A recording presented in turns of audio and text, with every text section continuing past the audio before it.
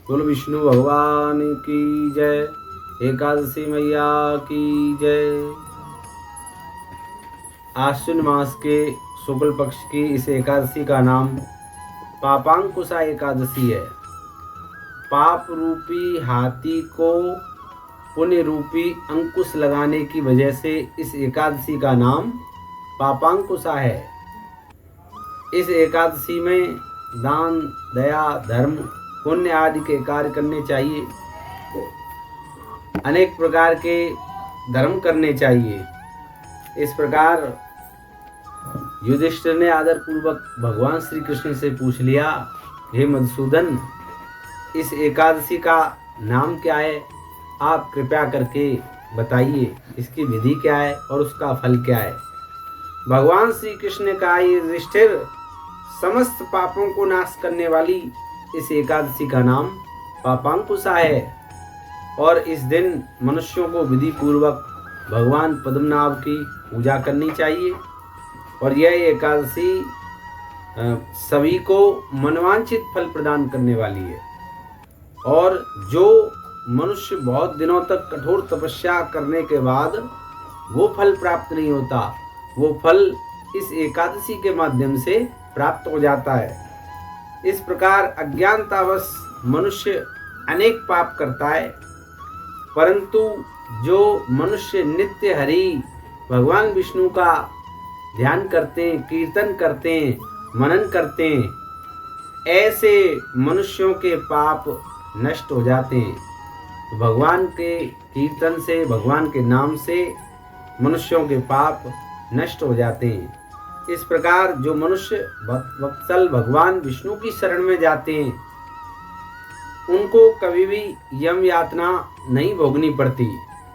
इसलिए जो मनुष्य वैष्णव होकर के भगवान शिव की निंदा करता है और शैव होकर के भगवान विष्णु की निंदा करता है, ऐसे मनुष्य अवश्य ही नरकवासी होते हैं।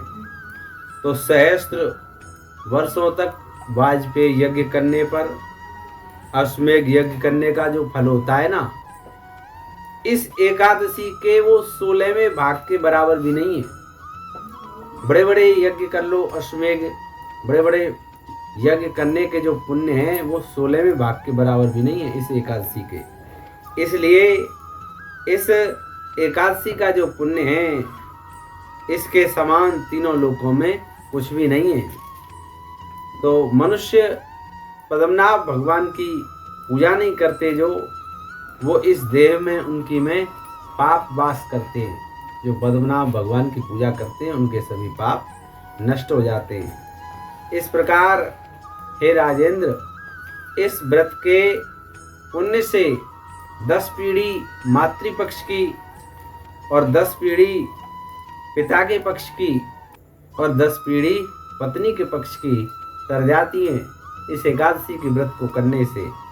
इस प्रकार पापी मनुष्य दुर्गति को प्राप्त न होकर के अगर इस व्रत को कर ले तो सदगति को प्राप्त हो जाता है। तो इस प्रकार आश्विन मास की ये पापांकुशा एकादशी का व्रत अंत में हरि लोक को प्रदान करने वाला है।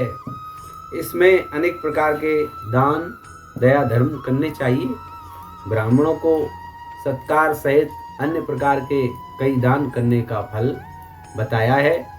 इस प्रकार इसमें व्यक्ति, हे राजन, जो आपने मुझसे पूछा है वो सब मैंने आपको कह दिया, और क्या सुनने की इच्छा है सो कहिए। इस प्रकार ये पापांकुशा एकादशी का माध्यम युधिष्ठिर जी ने भगवान श्री कृष्ण से श्रवण किया। बोली वृंदावन बिहारी लाल की जय, बोली बाल कृष्ण लाल की जय, एकादशी मैया की जय।